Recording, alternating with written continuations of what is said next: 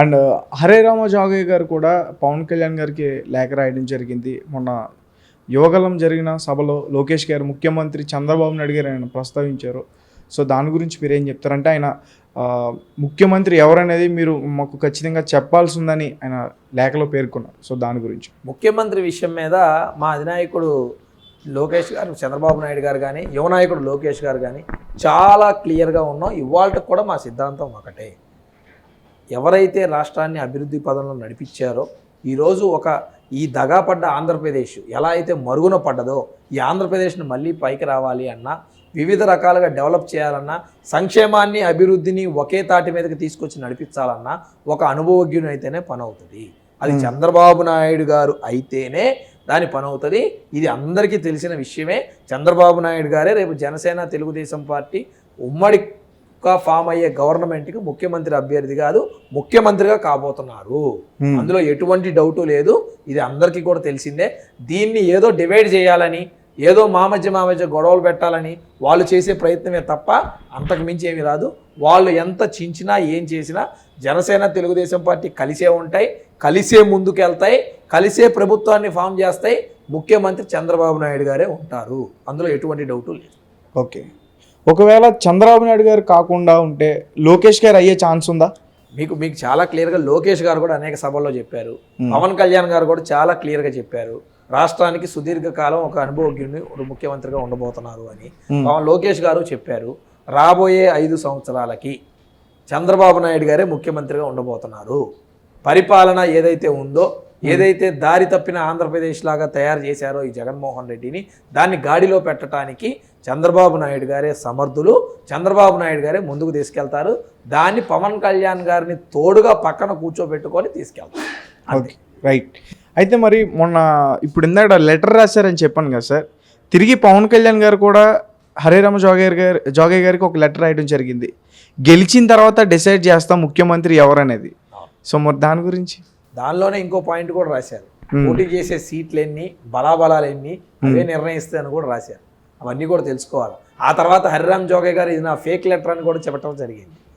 ఇవన్నీ కూడా జరిగినాయి సంఘటనలు. సో అక్కడ చాలా క్లియర్గా పవన్ కళ్యాణ్ గారి ఒక మైండ్ గేమ్లో ఇరికించాలని చూస్తున్నారు. కానీ పవన్ కళ్యాణ్ గారికి చాలా క్లారిటీ ఉంది. ఏదైతే ప్రజల్లో వారికి ఉన్న అనుభవం, వారాహి యాత్రలో పవన్ కళ్యాణ్ గారు ముందుకు వస్తుంటే ఏ విధంగా ఇబ్బంది పెట్టారు, విశాఖపట్నంలో పవన్ కళ్యాణ్ గారి యాత్రతో చెయ్యి ఊపుతుంటే ఏ విధంగా ఒక అధికారి పవన్ కళ్యాణ్ గారి చెయ్యి తీసి కింద పెట్టండి అని ఎలా ఇన్సిస్ట్ చేశారో, అలాగే చంద్రబాబు నాయుడు గారు అరెస్ట్ అప్పుడు పవన్ కళ్యాణ్ గారు ఆంధ్రాలోకి ఎంటర్ అవుతుంటే ఫ్లైట్ ఎలా క్యాన్సిల్ చేశారో, పవన్ కళ్యాణ్ గారు తల్లిని ఏం తిట్టారో, వారి కుటుంబాన్ని, వారి వ్యక్తిత్వ హరణాన్ని, పెళ్ళిళ్ళ గురించి, పిల్లల గురించి ఏ విధంగా మాట్లాడుతున్నారో అన్నీ కూడా తెలుసు. అందుకే సమిష్టిగా నిర్ణయం తీసుకున్నారు. ఇవన్నీ కూడా సర్వసాధారణంగా జరిగే రొటీన్ ప్రాసెస్.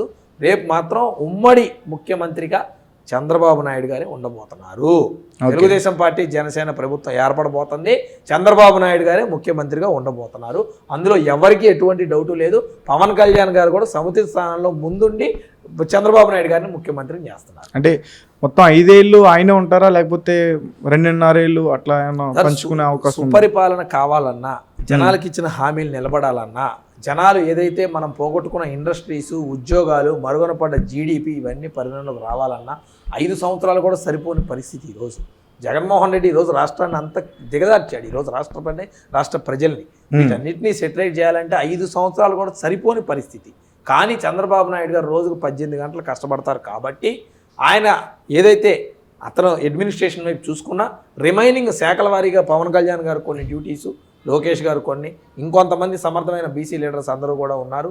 ఏ విధంగా యనమల గారు కానివ్వండి, అచ్చెన్నాయుడు గారు కానివ్వండి, ఎవరి డ్యూటీ వారు అందరూ సమిష్టిగా కృషి చేసి ఆంధ్రప్రదేశ్ భవిష్యత్తు కోసం పనిచేస్తారు. అధికార కోసం కాదు, ఆంధ్రప్రదేశ్ భవిష్యత్తు కోసం ముందుండి పనిచేస్తున్నాం తప్ప అధికారం కోసం, సీట్ల కోసం కాదు. అందుకే పవన్ కళ్యాణ్ గారు చాలా క్లియర్గా చెప్పారు, ప్రభుత్వ వ్యతిరేక ఓటు చేయలనివ్వం. వాళ్ళు ఎన్ని చెప్పినా కూడా మేమందరం కలిసే వెళ్తాం, కలిసే నిర్ణయం తీసుకుంటాం, అందరం కలిసి చంద్రబాబు నాయుడు గారినే ముఖ్యమంత్రిగా ముందుంటాం. Okay, right. అండ్ ఇప్పుడు భవిష్యత్ గ్యారంటీ అని చెప్పేసి ఒకటి తీసుకెళ్తున్నారు జనంలోకి, దానివల్ల లాభాలు ఏంటి? లాభాలు ఏంటంటే అండి, భవిష్యత్తు గ్యారంటీ, బాబు షూరిటీ. ఇది ఏంటంటే చంద్రబాబు నాయుడు గారు రిటర్న్గా ఒక బాండ్ ఇవ్వబోతున్నారు ప్రజలకి. ప్రతి ఇంటికి మా కార్యకర్తలు వెళ్ళి చంద్రబాబు నాయుడు గారు, పవన్ కళ్యాణ్ గారు కరపత్రం ఏదైతే ఉందో దాంతోపాటు ఒక బాండ్ని ప్రతి ఇంటికి ఇవ్వబోతున్నారు.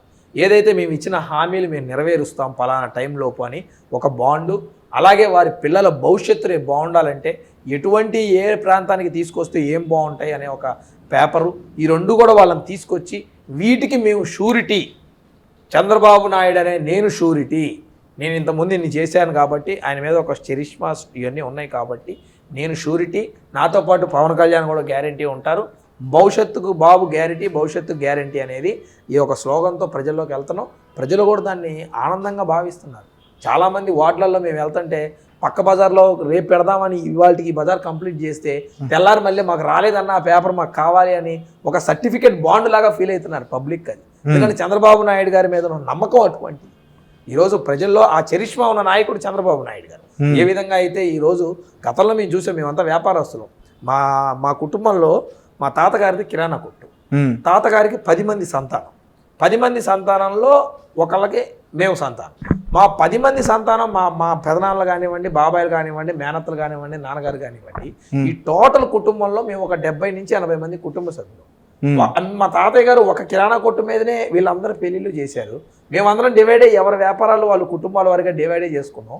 కానీ ఉద్యోగాలు ఇచ్చే ఎప్పుడు ఎక్కడికి వెళ్ళా. అబ్రాడ్ అంటేనే ఒక ఆశ్చర్యంగా చూసే పని సాఫ్ట్వేర్ అంటే. కానీ ఈరోజు ఇంత పెద్ద 70-80 మంది ఉన్న కుటుంబ సభ్యుల్లో 15 మంది అబ్రాడ్లో ఉన్నారంటే అది కేవలం చంద్రబాబు నాయుడు గారు పెట్టిన భిక్ష. ఒక్క మా కుటుంబంలోనే 15 మంది ఉన్నారు.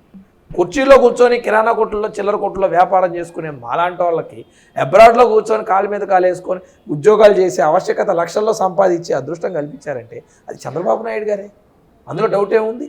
ఈరోజు వ్యాపారాలు వదిలిపెట్టి ఈరోజు జగన్మోహన్ రెడ్డి ప్రభుత్వం వచ్చిన తర్వాత చంద్రబాబు నాయుడు గారు ఉంటే మా పిల్లల్ని చదివిపించుకొని, మాతో పాటు మా తమ్ముడు ఉన్నాడు అబ్రాడ్లో ఉన్నాడు, వాళ్ళు చదువుకొని ఈరోజు లక్షల్లో అబ్రాడ్లో సంపాదిస్తూ ఉన్నారు. చాలామంది ప్రతి ఒక్క కుటుంబ సభ్యుల్లో వచ్చారు. దానికంతా చంద్రబాబు నాయుడు గారిది. కానీ ఈరోజు జగన్మోహన్ రెడ్డి వచ్చిన తర్వాత ఇదే వ్యాపారస్తులు ఇక్కడ దుకాణాలు మూసుకొని విదేశాల్లో కొడుకుల దగ్గరికి వెళ్ళి కూర్చోవాల్సిన పరిస్థితి వస్తుంది. ఎందుకంటే ఈరోజు ఆంధ్ర రాష్ట్రంలో ఉన్న పరిస్థితి అది. వ్యాపారాలు చేసుకోలేని పరిస్థితి, వీళ్ళ బాధులకు భరించలేని పరిస్థితి. అది ఈరోజు ఆంధ్ర రాష్ట్రంలో ఉంది. అది చంద్రబాబు నాయుడు గారు చేశారు. అది ప్రజల్లో ఇంకా ఉంది. ఎవరినైతే ఎక్కడి నుంచి ఎక్కడికి డెవలప్ చేశారో, ఈరోజు ప్రతి ఒక్క ఇండస్ట్రీ డెవలప్ అయిందంటే దానికి చంద్రబాబు నాయుడు గారి కృషి ఎంత ఉందో పబ్లిక్ అందరూ తెలుసు. మొన్న అరెస్ట్ అయినప్పుడు జనం అందరూ కూడా బయటకు వచ్చి అదే చెప్పుకున్నారు, మా కుటుంబంలో ఇంతమంది లబ్ధి పొందారు, నా దగ్గర సాఫ్ట్వేర్ ఉద్యోగాలు ఉన్నాయంటే దానికి కారణం చంద్రబాబు నాయుడు గారు. చెప్పడం ఈజీయే, క్యారెక్టర్ అసాసినేట్ చేయడం చాలా ఈజీ. కానీ ఒక వ్యక్తిని నిలబెట్టాలంటే, ఒక వ్యక్తికి భవిష్యత్తు ఇవ్వాలంటే, ఒక వ్యాపారస్తుడిని నిలబెట్టాలంటే ఎంత కష్టమో చంద్రబాబు నాయుడు గారికి తెలుసు. ఆ కుటుంబం నిలబడ్డ విధానం, చంద్రబాబు నాయుడు గారు చేసిన సహకారం ప్రతి ఒక్క కుటుంబంలో కూడా తెలుసు. ఖచ్చితంగా మళ్ళీ చంద్రబాబు నాయుడు గారినే భవిష్యత్తు గ్యారంటీ పేరుతో ముందుకెళ్తున్నాం. చంద్రబాబు నాయుడు గారినే ప్రజలు కోరుకుంటున్నారు కూడా. అదే రేపు నెరవేరబోతాం. ఓకే.